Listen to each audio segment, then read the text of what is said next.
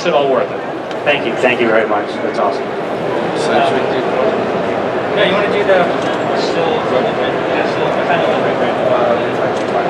Excuse us for just a minute. Sorry, we hadn't fully mapped this all out. No, we just there's so many cool things going on in the Turtles, and again, it really is hard for me to believe that next year is going to be the 30th anniversary, and here I am still talking about it. And, I've been, what's been cool is, thank you. I couldn't have done it without Peter Laird, who's the most awesome partner in the world. We really, the Turtles never would have happened without him and I really mind melting and coming up with the idea and shaping the idea together. We never in our wildest dreams imagined that it would be anything remotely what it is now. What's awesome is that here I am sitting in Los Angeles talking to you guys, and I've been lucky enough to go all around the world and do a bunch of conventions and different shows. And what's cool is the fans all over are just like you guys. They're awesome. They're cool. They love the Turtles. It's like it's crossed over these boundaries, which some ideas work in the States, some ideas don't. It's just amazing that Turtles has always been one of those universal things. And I don't know what's wrong with you guys, but thank you. It's awesome. I appreciate it. And throughout this whole journey of going through all the live-action movies and the different TV series and the different versions, what has been exciting to me as a creator is when Pete and I did the original Vision and the black and white story, when we started working on the animated series, it was interesting to us to sort of, we always wrote the original black and white comics just for Peter and I, so when it was going to be turned into an animated series, we changed a number of things. Peter actually came up with the idea of the different colored bandanas, and we softened up the Shredder's origin story and things like that. April was changed a little bit, but it's been wonderful to watch what other people, other artists, other peers bring to that vision, and so it's been fascinating to me as a creator at the same time, because I grew up like a lot of you guys grew up reading Marvel comics and DC comics and those kind of things, and how many bad versions of Batman have we seen, and how many great versions have we now seen, how many bad versions of X-Men or Spider-Man, until now the technology here is to bring these characters to life the way we imagine. I mean, to me, Avengers was such a great superhero movie, I practically wept with joy. It was just the most fantastic superhero movie ever.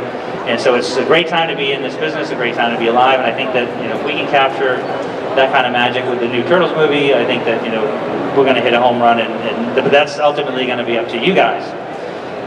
One of the things that's been neat over the last probably 5 or 6 years too, I want to talk about Randall a little bit. When I started working with Galen and Scott and developing the new Turtle movie, it was around this time they met a couple of Canadian guys, Turtle fans that wanted to shoot a documentary, and it's like huge Turtle fans. The first thing you do is like, look, I'm a pretty young guy, and it's like, documentary, I didn't feel, you're gonna be someone like Stan Lee to do a documentary on somebody cool like that. It's like I'm, just this kid that grew up ripping off Stan Lee and Jack Kirby and Frank Miller, and here they are doing this documentary. But we sort of, their passion and enthusiasm for the project was really overwhelming, and both Peter and I opened up our vaults. They were able to go through our archives. They were able to go through, Pete was one of those geeks that, besides being the first guy I knew with one of those little Casio calculator watches, he loved it. He'd wear it like Jethro, pull this thing out like this. Still wears it. He still wears it. But he was one of the first guys to get a video camera when they first came on. He would lug it everywhere, so he's got lots of great footage of some of the earliest comic book conventions we did, going out to Playmates Toys, developing the original Turtle toys, the animated series. So we literally opened the doors to these guys, Isaac Fisher and Randall Lobb, and so here we are, just a short, and these guys have been producing it and putting it together. And we're going to bring these guys, we're going to bring Randall out here. I have to tell you guys, this documentary will blow your mind. If you're a Turtle fan, you'll see things in this documentary that nobody has seen. I mean, when they showed it to me, I was like, how did you get this? Well, Peter was filming back there, and how did you get this? This is Brian Henson filming this, and how did you get these guys opening their first check? And I mean, and interviews with people that aren't here anymore, and the guy we're going to bring out next, he and his group have they're relentless. I mean, these guys are relentless. I've never met anybody more driven, and he's an English teacher in Canada. But anyway, we should just get him out. A Canadian English teacher. So guys, I'm promoting another movie that's premiering tomorrow, but this was so important to me, having done 300 with Frank Miller, having done all those things, these two guys, it's been one of the best experiences of my life. I made sure that I was here. I'm going to vanish. We're going to bring out Randall Lobb. So, for the Turtle Power, the definitive history of the Teenage Mutant Ninja Turtles, the writer-director Randall Lobb. Hi, I'm Peter Laird. It's great to be here. Randall's fortunate to be, he flew into LAX yesterday. Oh my God. You guys have trouble getting here? I mean, I drove up from San Diego this morning and it was like 5 hours of sheer hell. But Right. Quick comment, they can't stop me. You can't, try. He had to parachute in a flying Elvis costume. 5 hours on the tarmac, right? No water. That's right. Now, just one thing before we talk a little bit about the documentary and history, is the guy here who made his turtle costume that I bumped into out there, there was a guy who made a turtle costume that was actually latex, and I just wanted to point him out if he's here. If you see that guy, He's he made passed it out himself. he's passed out in Took the months bathroom. and months. It's amazing. Yeah, there's a couple of them over there that were awesome as well. I mean, it still amazes me too. It's like walking around, you know, not only at a comic convention and see people wearing turtle shirts, but it's like, you know, on the street every day. It's kind of The amazing thing that we learned making the documentary is we met this guy. I'm going to tell you something that is not in the documentary, it's not part of the documentary. You won't think it's interesting necessarily. We met him and he invited us to stay at his place. Think about that. We met him, I called him on the phone, I talked to him 3 times. The 3rd time I talked to him, he said, I want to just come stay at my place. Like for all he knows, I was trying to borrow money from him. for all he knows, we're actually Canadians. There are no Canadian serial killers. Never mind. I understand why he invited us. I get You know, it. it's actually funny because I grew up in the state of Maine, and occasionally I still have a kind of a back east accent, and occasionally out here somebody will pick up on it, and actually this is a direct conversation that I've had with people out there, and they go, "Oh, you've got a bit of an accent. Where are you from?" I said, "Well, I grew up in Maine," and they go, "Oh, we love Canada." It's like, no, it's actually part of the United States, but we're close enough. Reverse manifest destiny. First we take Maine, and then Florida. It's like that South Park movie. Playing Canada. I'd like to also point something else out about making this documentary. When it started, I was not a turtle fan. Be nice. Wait, I didn't know. I'm too old. I'm actually 65, and I didn't know much about the turtles. But I will say this. I look good for 65. The surgeons in Canada are amazing. I'm also a woman, actually. Thank you, thank you. So, when I started... All week, he'll be here all week. When I started, for me it was meeting the people. If this is the first person you meet, there's nobody that's ever been as good to the fans as he has.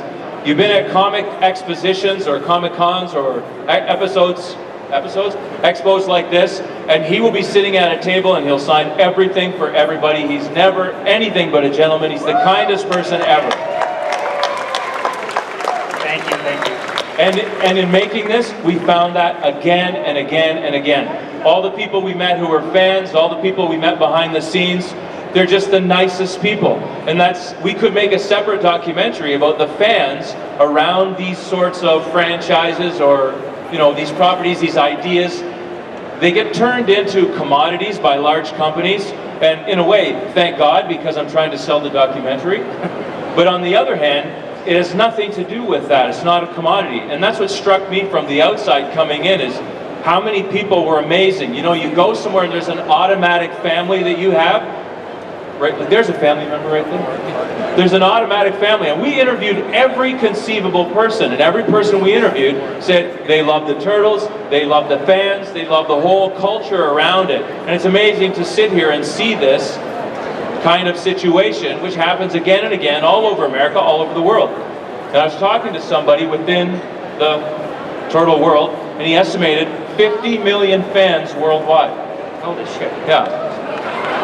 I mean, holy shnikey. And that's all from something that this guy created with Peter Laird. Just a crazy concept that if you were my age and you saw that come into the store, and this is a thing that is in the documentary, when I saw it that first day, I was there as they unpacked the first boxes, maybe from the first 3,000. Mark Asquith, is it possible? And in Toronto, there's a very famous comic book store. He unpacked the box, and he opened it up, and I said, "What is that?" And he said, "Oh, it's cool," and he showed it to me, and we looked at it together, and I said, "This is never going to work." And I thought, well, it does look like Frank Miller, like it's cool in that way, and there's like Frank Millerisms throughout it. And I thought, oh, and there's like a Kirby feel to it, and that's cool. But I thought it was designed, like that was my suspicion, right? And he says, "Why are you so suspicious?" I said, "It doesn't fit in the shelves." Like, you can't rack it with all the other comics, so they had to set it by the cash register, right? So all these people are walking through and going, oh, what's this? I'm buying it. Oh, what's this? And they buy it. That was our design from the beginning. And I thought it was a decision. Why did that really happen? No, actually, it's funny. Actually, I want to backtrack for 1 second, then I'll get to that. I just want to say that I wouldn't be here, and I wouldn't be have had the experiences I had in the awesome life that I had if it was not for the fans. And you know, it's directly responsible for you guys loving this creation and giving me such a great life. And I remember, because I grew up as a huge comic fan, you know, loving Stan Lee, loving guys like Jack Kirby. Jack Kirby's actually the guy that, Comikaze, my all-time favorite comic book in the world. Jack Kirby's the guy that made me want to, you know, pick up a pencil and learn how to draw and tell my own stories. And I had the good fortune to meet Jack very early on when Peter and I came out to San Diego Comic-Con. I think it was 85 or 86. I just remember it was like this guy walking through this crowd. He was kind of hunched over, looked like he was still sitting at his drawing table, like, same thing. And he was surrounded by these fans. And I remember, like, you know, kind of standing there and being too scared to ask him any questions. And one fan over here asked him, you know, how did you come up with Captain America's blah, blah, blah. And he answered the question with such great enthusiasm and went into detail and all this stuff. It was fantastic. And literally the guy next to him on this side asked the exact same question. And Jack Kirby answered that same fan with the same enthusiasm and the same appreciation that he did the other fan. And it taught me, like, you know, I would not be here, we would not be here, the Turtles would not have been possible and have had the success that it has had without the fans that we have. And so it's really, I can't tell you how much I really appreciate it and how much you guys coming here and standing in this big crowd and all this stuff. And, you know, all those parents that had to put together the Turtle Sewer playset and the Turtle Blimp back in the day, and they'd come to comic shows and curse us like, you know how much money I spent on that stupid turtle toys, or stepped on them in the middle of the night. But no, I really do appreciate it. And it's funny, going back to what Randall said, you know, Peter and I, when we went into the publishing business, we knew zero. We knew how to draw. We were a couple of knuckleheads that lived in Dover, New Hampshire. But we loved guys like, you know, again, guys that inspired us. Like I always say, the giants of we stood on the shoulders of giants, and those are the guys that inspired us to draw. But there's also guys that were publishing underground comics, or guys like Dave Sim, who were doing Cerebus, or Wendy and Richard Pini, who were doing ElfQuest. Those guys were self-publishing. We really latched onto that self-publishing movement. So instead of trying to submit ideas to Marvel or DC or work for the big companies or that kind of stuff, when we came up with the idea for the Turtles, we said, well, let's just publish it ourselves. I had a $500 income tax return. We cleaned out all $200 of Peter's bank account. I borrowed $1,000 from my Uncle Quentin. And we found this local printer based on it was these little rack of magazines that you used to see in convenience stores, and they were TV facts. It was like this little newsprint, little raggedy thing that used to paper your bird cage or wipe your dog mess later. But so we found this little TV facts, and it was from a local. It was a local New Hampshire printer. So Peter and I went to this printer and we said, "Can we get 3,000? This is how much money we have. How many of these can we get with a 2-color cover?" And he said, well, about 3,000. So we spent all the money. We did the cover. We spent like 3 months drawing the comic book. And when we went to pick them up at the printer, they were this oversized comic book, and we were like, "Oh no, you're supposed to make them smaller, like, you know, real comic books." And he's like, "You didn't tell me that." So we're like, "Oh well, no turning back now." We didn't think we were going to sell any anyway. When we actually brought the books home with the printer, Peter and I started making furniture out of them. It was a coffee table and a nightstand and those things. You know, we didn't think we'd sell any. And you know, lo and behold, 2 weeks later, they'd sold out, and man, I still can't believe that, you know, May 5th, 2014 is going to be 30 years since we did that first issue. It premiered at a very small Comic-Con in Dover, New Hampshire, and I know there's pictures of that in the documentary, but, do you want to show the clip? You show a clip? Yeah. You want to see a clip of the documentary? Okay. So this is really special, because no one has seen this. No one's seen it. Nobody. Don't tell anyone you saw this, especially don't tell the guys back home that we're working on it. It's probably still wet. Is the print wet? Print. Yeah, the print is wet. He says the print is wet. All right, just play it. Don't tell them I brought it, okay? We got into talking about these bus-kicking turtles. You know, the bus would be going along Route 108, I think it was, between Durham and Dover. Suddenly, this turtle would jump out from the side of the road, kick the bus really hard, spin it around on its axis, and you'd be heading back the other way without even knowing it. And then we just got a real kick out of, you know, talking about these bus-kicking turtles, and we laugh uproariously when we talk about them. And I think that is where turtles came from. on it.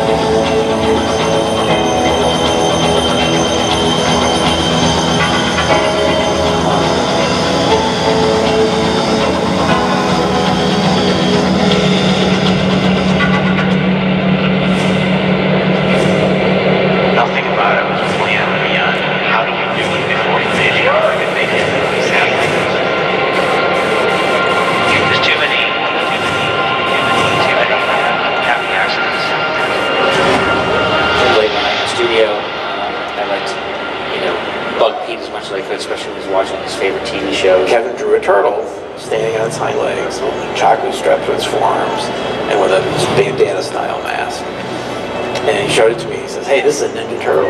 And I was like, "Yeah, great." You know, so I had to do my own version, and I changed just a couple of things. Of course, I had to top him, so I did a sketch of 4 in pencil, and each one had different weapons. It's this dramatic pose, and had to put the comic title above, Ninja Turtle.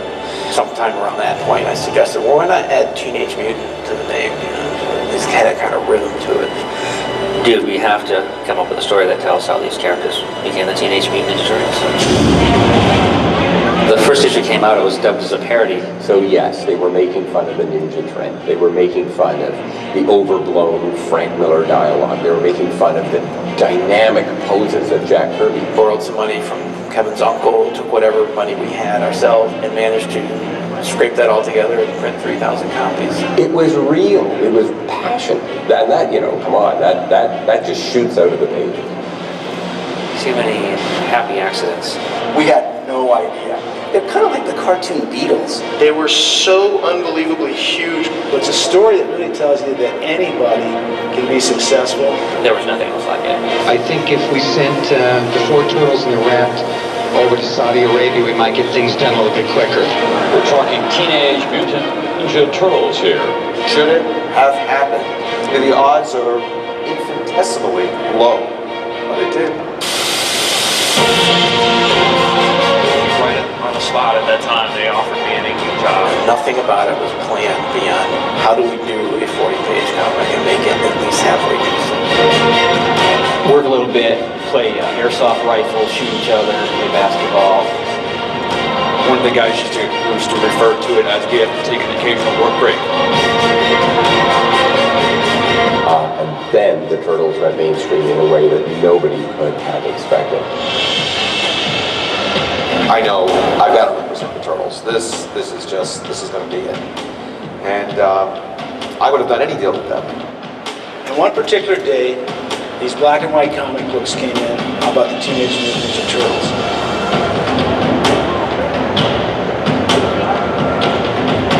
This is very neat.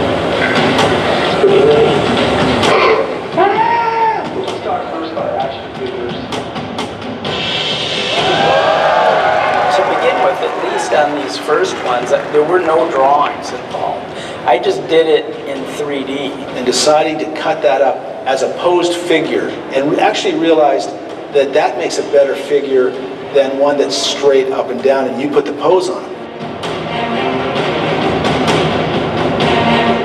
And so, really, especially those first 5 episodes that set the table for everything else that followed. We also produced live entertainment. In fact, we opened up on Radio City Music Hall. They were producing a rock and roll turtle tour called the Coming Out of Our Shells Tour. So they needed anybody who could go out and put on the costumes and do the advance work. We had convinced ourselves that we were going to drop out of school and become Teenage Mutant Ninja Turtles. That's what we did. And so we went up on the roof of this thing, and it was like Saigon, like like we were up on the roof in these turtle outfits, as just like a sea of Mexican children. We had pizza to throw down at them and T-shirts.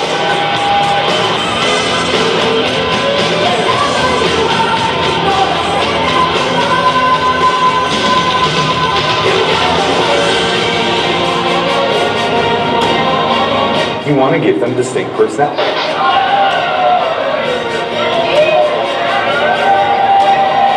We look to you to start. Shredder. This is some of the we can make a movie like this.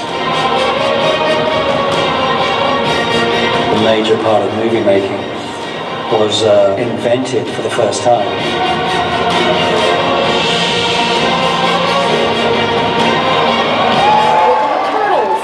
Why not? The character had to be able to do a forward handspring, then a flip, and then drop through a manhole cover. Steve had unbelievable vision for this movie. I mean, There was a real Ninja Turtle belief. It's like they reached into my brain and Kevin's brain and pulled out what we felt these turtles should look like, and then they did it. You should write it with Kevin. Would you be interested? I don't think I've said yes faster. They did like the reincarnation backstory. I was just like, what? What is this? What? That's like the best idea. Without a doubt, Turtles affected my life. I was obsessed with Ninja Turtles. You know, everybody wanted to be the turtle. Oh my god, I want to be this one, I'll be that one. It's just real to me.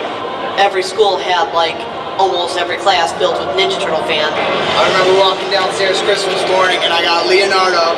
So it's really like everything the kids would want. But it pretty much took over the world. When you read the Turtles and they hit you, then you're a fan for life. And I think that is where Turtles came from.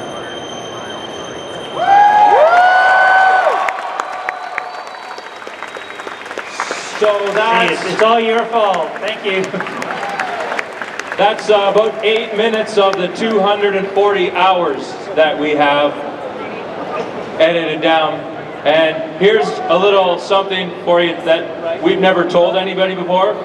And we aren't allowed to tell anybody this, and we aren't allowed to do this. But I've actually made an alternate cut of the 1990 movie with outtakes, with unused scenes, with alternate scenes, and it's stuff that real Turtle fans would go bananas to see, and we're working on it. That's all I can tell you. We gotta find somebody out there smart enough to put this thing out. But we're working really hard. We're turning every stone over. You gotta hand it to Randall. These guys do a great job, or what? When you guys see the whole thing and all the hours, it's unbelievable. I mean, I don't even know how you did it. That's dedication. I will say this, the guy who made this all happen was a fan named Isaac Elliott Fisher. Yeah. He's a young guy who's a shooter, a DP.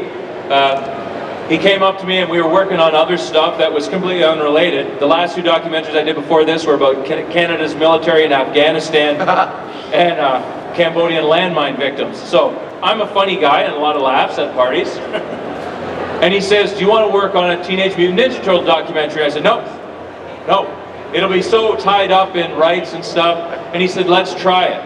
And he was driving. Like he went to New York and he met Kevin. He went to New York and he met Peter. And anything that I would phone and set up, that guy would put his money on the line and go there.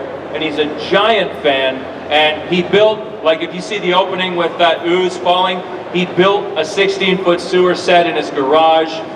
He built everything. This is a kid who grew up with the Turtles, and he just put his money where his mouth is and his time. So he looked at all 250 hours with love, and he cut out the absolute best parts, and he put it into a 94-minute movie, and that's what we're hoping to release really soon. And our goal is to get that movie out of the big screen, so we can all go see it. That would be awesome. Maybe they'll put the other movies back out again and do a whole reunion. But we'll get there. We'll get there. It's funny how many people, what are those big conglomerates you said that turn these franchises into big giant machines? Properties. Turtles is just a great property. It has great messages, and just happy to be part of it, these guys, and hopefully we can do a lot more. I know everybody's going to be really happy with this movie coming out. It's scary as everybody thinks. I'm going to tell you something. I saw a long time ago the maquettes of the new Turtles in the movie, and I was freaked out because they told me they're ready. I'm like, oh, because we worked so hard and we knew what we expected. And I went down to Michael's office and took my son with me because he's like the test, right? We walked in and there they were sitting there, and I just freaked out. I'm like, wow, they're awesome! And he goes, these are super badass, Dad. And I'm like, and at that moment I knew we were going to be okay. We're going to be okay. Well, Kevin said something that's been the same thing for every iteration of the Turtles. He said happy accidents. And every time somebody has said, this is never going to work, this is not a good franchise, this is ridiculous, you could list all the companies that weren't interested. And each time, somebody believes and it explodes. So, you know, I think it's going to happen again. Nobody wanted me to make a CGI movie when I made TMNT. I had to go to Hong Kong and talk, and they didn't want it either. 6 times they said no. And then I went back and I said, yeah, but... That was like the same thing they did on the first Turtle movie. Every studio rejected it the first time around, and then when Galen and Tom Gray were producing the Kevin Monroe directed, I think he wrote it and directed it, right? Yeah, and when Kevin was a happy accident too. Met Kevin in the lobby of Dark Horse. When you guys did that, the animated movie, the CG movie, it was great because I remember we were also working on another project called Highlander, Search for Vengeance, at the same time. But I would go over to the office to look at what the guys were doing, and we were working on the Highlander movie. And I remember after about a year, one day I go in there and there's like the Warner Brothers executive there, and I think they just around that time started realizing like, whoa, this movie actually could be pretty good. And then like, I kid you not, every 2 weeks I go over there, and every time I'd go there, there'd be more Warner Brothers executives until there was like, 20 guys in the office one of the last times, just before the movie came out. We didn't have a script all the way yet. We were working with these guys on a script, and Kevin Monroe hired his friend, and we hired an art guy, and we built this trailer. Do you guys remember the trailer, the first trailer where they're jumping on the rooftops, and then Mikey falls in the dumpster? Well, if you guys listen to that trailer, if you ever see it, when Mikey falls in the dumpster, we recorded that in my front room, and Mikey's voice going in the dumpster is me. Oh, that's me. And we showed it to Sandra Schwartz over at Warner Brothers, to his animation people, and thank God he showed it to somebody at Warner Brothers, and they went, this is cool, and then Harvey got involved, and they flew to China. No, I think that's why the movie came out. I think there was so many original ideas in that movie. You guys worked directly with Peter on that movie for most of the creative, and I think what was great about it is I think Kevin and Galen and the producers didn't have the studio to come in and mess things up until like you guys got well down the road. And so you get all the good stuff done like that. Remember the scene in the rooftop when Leo and Ralph were fighting? Yeah, that's awesome. It was great too. It was a tough road because everybody wants to jam that. It's for kids. It's for kids. It's for kids. Not anymore, no. And we were like, no, these are amazing scenes. Like we had the greatest scene with Leo in the beginning, and they recut it and brought it back to us. And I remember Kevin almost cried. Not you, not this Kevin. Kevin Monroe. But it's tough. It's tough to be able to do what these guys have done in the world we live in. And I think that's where a lot of respect is coming from. What you guys are doing, the fans, because that's what's really important. Having a fan base, having people appreciate what's out there makes documentaries like what Randall's built, which is a labor of love. I mean, these guys have thousands and thousands of hours, dollars, tears, blood. I mean, you have no idea. Like they've lived in a teepee in Canada for years. But I had to sell my polar bear. You say A? Yeah, I can say A. But someone's going to see it, and someone's going to realize what it is, and I guarantee you, with what's happening next year with the big movie, I think this documentary is going to be perfect timing. So we're excited about it. We're happy the series is kicking butt. And a funny thing is, I told my lawyer, I won't mention names, I told him, I think you should change my name to Moses. And he goes, why? I go, because every time I tell you I'm going to do something to the Turtles, you go, that'll never happen. It'll take a miracle. Made it happen. I said, well, okay, nobody wants that anymore, blah, blah, blah. And it's great, because you guys do. I mean, we have a fan base, and that's where it starts. That's where it starts. Yep, absolutely. Not with us, and with him, not with me. I'm just a dude with a paper route. You guys are doing great. I'll be right over. Anyway. You want to do a couple questions? Yeah. I think we have a couple in the front row. I think we got about 10 minutes left. Yeah. Go ahead. A good mic here.